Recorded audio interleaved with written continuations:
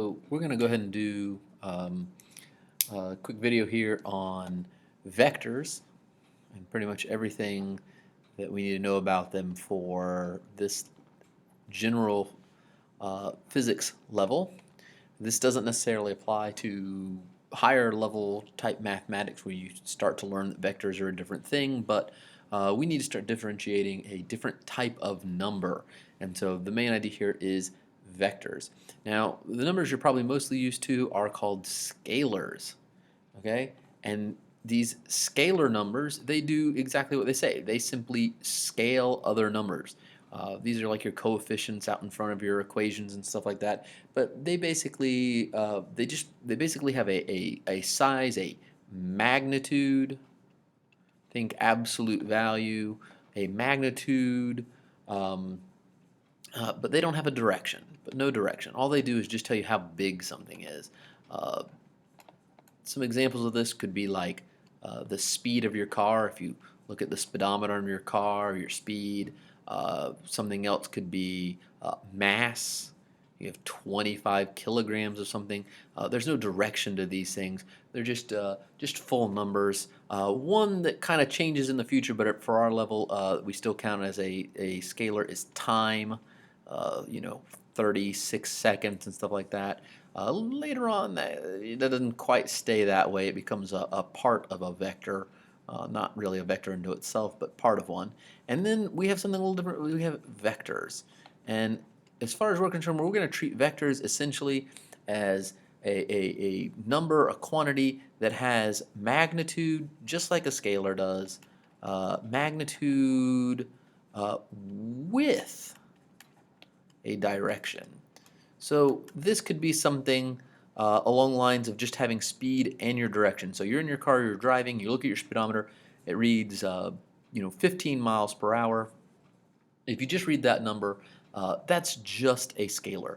But if you combine that, if you take the speed of your car and then you also grab a compass and it tells you, you look at the speed and you're going 15 miles per hour and you look at the compass and you're going exactly due north, then you have a 15 miles per hour north, and now you have a direction with it, right? So that becomes then a vector, and we actually give it a slightly different name. We call it velocity, where you have a direction attached to your speed. If I just told you I was going 60 miles an hour, and even if I told you where I started from, you wouldn't know where I ended up. I could have gone 60 miles an hour in a big circle. I could have gone in one direction. I could have gone in a zigzag. I could have just, you know, done any number of things. But here, I'm telling you that I went, I'd say something like I went 60 miles an hour north. Well, if you know how long I went north, you know exactly where I'm going. You know the line I'm going on, and you know that I ended up straight north of where I was. Okay, so velocity is one. Weight is another example of a scalar. It actually has a direction. It's a force. It is pointed downward. Your weight pulls you down to the ground. So that is another one we would learn would be acceleration. Acceleration has a direction. You can be accelerating north, south, east, west, up, down. There's a direction for these things. And so we can think of these basically as arrows. If I draw an arrow, I can have an arrow and it has a length to it. That would be the magnitude. And it has the direction that it's pointed, so it has a direction. And I could have a different arrow that could be shorter. It has a smaller magnitude and a different direction than the previous one. And so it's a good idea to think of vectors as arrows, even though acceleration isn't necessarily an arrow, but it's a good idea to kind of think of it. Up here for scalar, we also could have had distance. Like I walked 5 miles. Well, did you walk 5 miles in a big circle? Did you go on a treadmill and just stay in one place, or did you walk in a straight line? If we add a direction to it and keep that direction, and I'll write it off here to the side. If we keep that direction, then it becomes not distance, uh,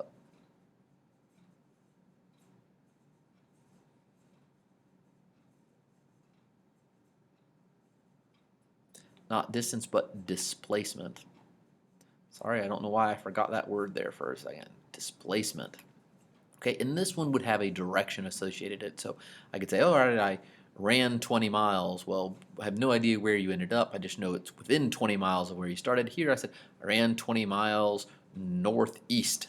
Well, I know I went 20 miles northeast, and I know exactly where you ended up. It's displacement. And displacement, it matters. So you could have a distance of 20 miles that you walked and have a displacement of 0 if you walked around in a big giant circle. So this displacement has to do with where you started to where you ended. This is just how many steps you basically took.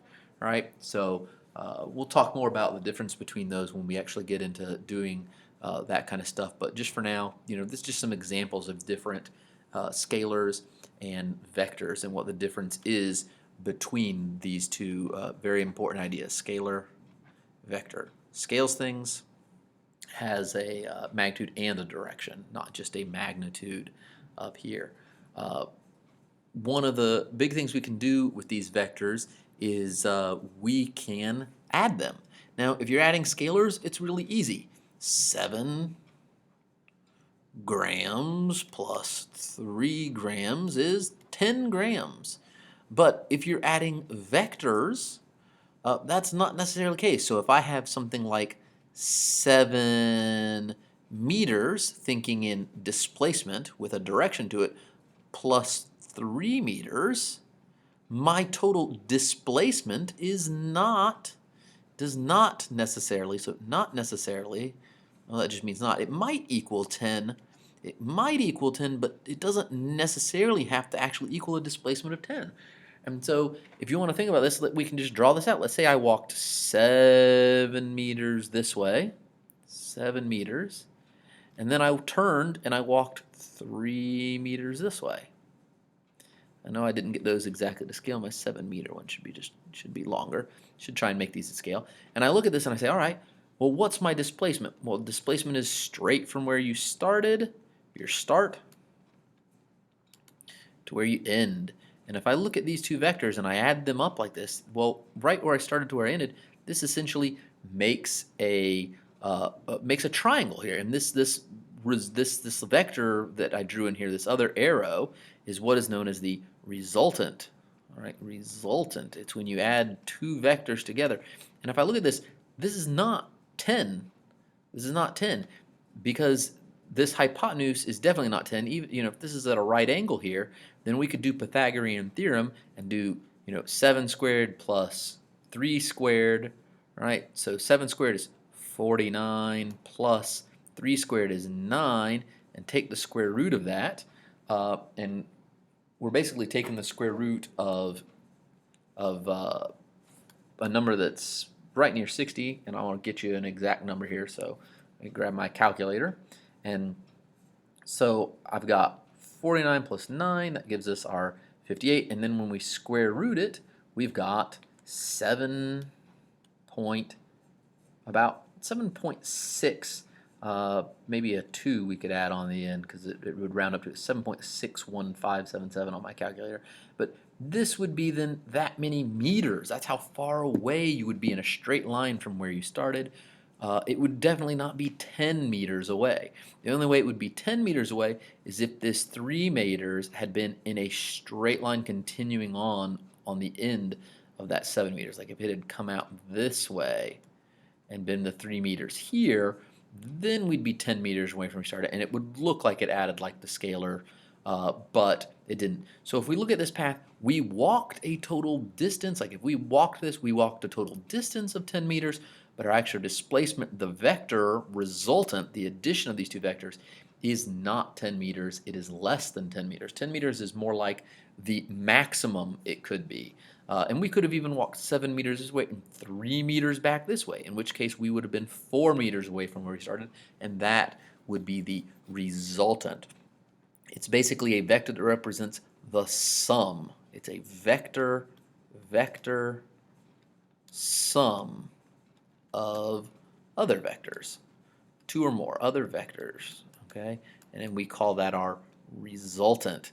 Okay, so that's That's a pretty important thing. And there's a few ways we can do this. We can do this like I did just right here. If it's a right triangle, we can do Pythagorean theorem and we can get it. Or you can do it even graphically. You could grab out a ruler and measure out. You don't even have to do it to scale. You could, instead of doing 7 meters, you could do 7 centimeters across. And then you could do 3 centimeters up. And then you could just grab out your ruler and measure how far the two ends are apart. If you were sure you used a protractor and all that kind of stuff and made sure all this was really nice and neat, and you could see how many centimeters this was here and just, scale that up to meters, and you'd say that's how far you went.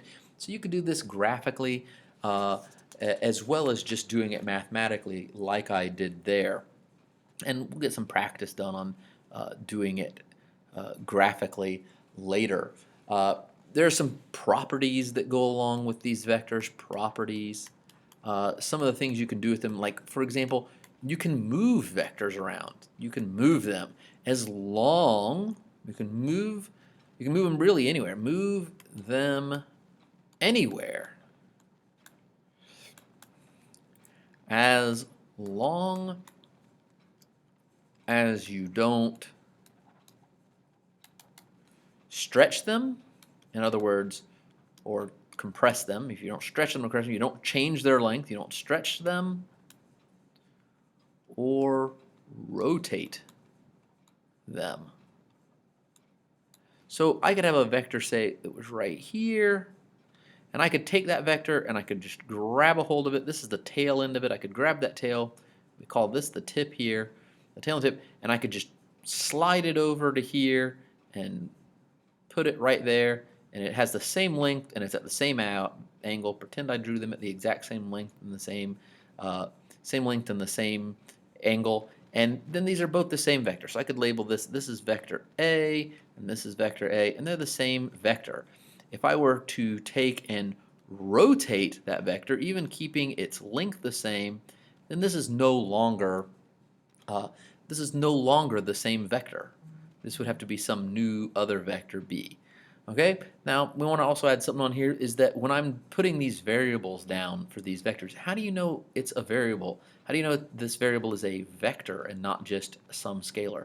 Well, the trick to this, usually, a lot of times in your textbook, it'd be like bold, it'd be a bold letter, or if you're writing it yourself, you just put like a little arrow or a half arrow over top of it that means that's a vector. Without that there, then it looks like a scalar, and it just helps you tell the difference between what letter did you write that's a vector or as a scalar. Okay, so that's the first property. You can move them around all you want. You don't have to keep them where you started, you move them around. The second thing is when you do add them, the second property is you can add them in any order you want. Add in any order. Right? So the way you add these is you basically want to put them tail to tip. And the way I think about it is you want to use these arrows as though you're drawing out a path for someone to walk along and follow. So if I had, say, this vector, and then I went up to this vector here, and then I had another vector that went over this way, and I would just put these like this. So I'd walk along the first vector in the direction of there, and then I'd walk along the second vector, and then I'd walk along the third vector. I've basically added these up. I've put them in an order that lets me add them, and I get a resultant that looks like that. Okay, right from the start to where you ended up, and that would be that resultant we talked about a few minutes ago. And let me label these just so this makes a little. Let's call this vector A. Let's call this vector B. And let's call this vector C. Well, I added them up in this order, but it could have really been any order that we wanted. So let me try adding them in a different order. I'm going to use a different color for this. What if I started with B first? What if I walked B first? Because remember, I can move them anywhere I want. Then I walked along A, and then I did the same thing. I just did C again. A is here now, and then I did C.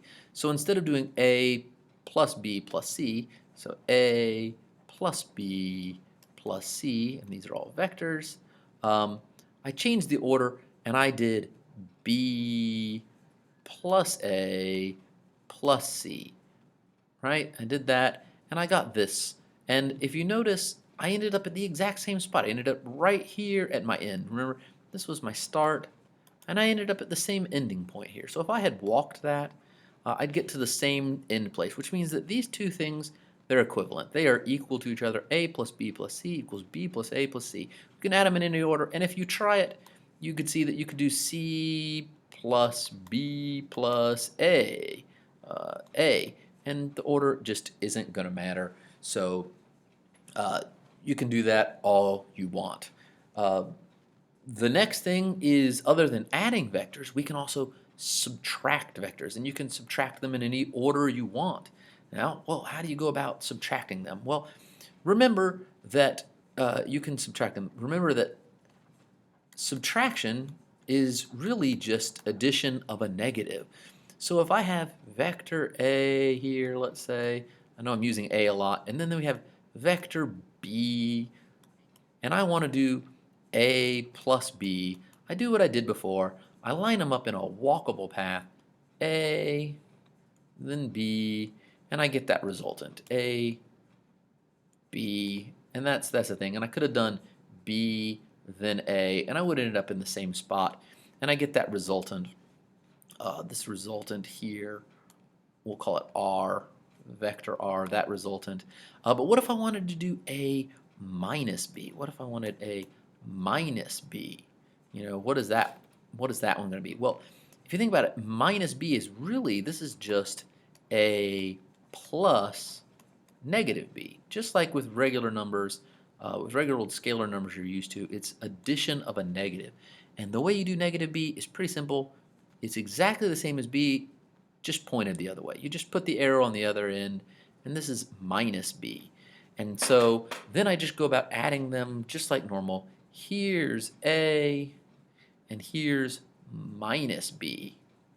So A, vector A, and minus B, and then I'll get my resultant from my starting point to my ending point. There's my resultant R, and this resultant is different than this resultant, so I'm going to call this resultant 1 and resultant 2. Use a little subscript just to differentiate them, because these two are definitely not pointed in the same direction, and they are not the same length. They're different vectors.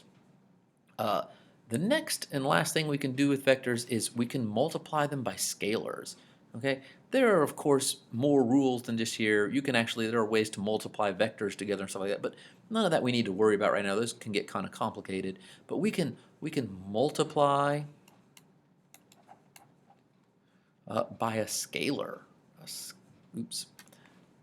We can multiply by a scalar. Okay, so we multiply it by a scalar. S-C-A-L. Scalar. Okay, and that's what I told you. Scalars do that. They scale things. And what do they scale? They scale vectors. So if I have the vector, if I say I want to take some vector, let's use our friend vector A again, and I want to do 2A. All right, what's 2A? Well, if you think about it, what does multiplication tell you to do? It tells you to do repeated addition. So essentially, you're doing A plus A, and that's what you're going to get. These two guys added together in a nice walkable path. You would start here, you'd walk along A, then you'd walk along A, and you'd be done. And this would be essentially the vector. I'll draw it right next to it. This would be the vector 2A. Okay, 2 times A. It's twice as long. We have scaled it. And you can even scale it by a half. You could do 1/2 A, in which case you'd have a vector that's the same direction, same everything, just half as long. So that would be 1/2 A, something like that. Okay, so be careful about that. And then the one last little note I want to make is be sure when you're doing this that you do that walkable path, that tail to tip, they say walkable, something like that, walkable path. What I mean by that is if I have to add vectors A like this and vector B, I don't know, what did I do for B? Something like that. So vectors A and vectors B, if I have to do A plus B, I can't do something like this. I can't do B and then do A, or I'm sorry, I put that in the wrong spot. Let me grab my little eraser. Let me do that again. You can't put them this way. I put them the wrong way. You can't do B and then do A like this. Because if this is the case, you know, you have to walk in the direction of the arrows. So if I walk along A, Then I'm here, and now I can't walk along B because B is way back here. I'd have to like magically teleport back here or something to walk along it. So this is not correct. You would not do, this is not A plus B. That's not the correct way. That's wrong. You would want to do A, walk along A, get to the end of A, then do your next vector. So just be careful when you're doing these that you don't end up doing something like this. Make sure that you can go from the starting point to the ending point without ever lifting your pencil and with only following the direction the arrows are pointed. Okay? In the next video, I'll do a little bit more with this, where we're going to actually, work a little more on finding resultants.